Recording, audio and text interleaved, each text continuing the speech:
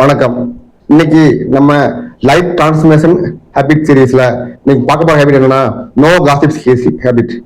அப்படின்னா நம்ம எப்பயுமே மூணாவது ஆளை பத்தி பேசக்கூடாது, அங்க இல்லாத ஆளை பத்தி பேசக்கூடாது. அப்படி அவன் பேசணும்னு ஆசைப்பட்டா அவனை பத்தி அவங்கள பத்தி பாசிட்டிவான விஷயம் பேசலாம், நெகட்டிவ் விஷயம் பேசாதீங்க. ஏன்னா அப்படி பேசும்போது நம்ம மைண்ட் ஃபுல்லா நெகட்டிவா தாட்ஸ் ஃபுல்லா ஆக்கிபை பண்ணும். ஸோ எப்பயுமே மூணாவது பர்சன் பத்தி பேசாதீங்க.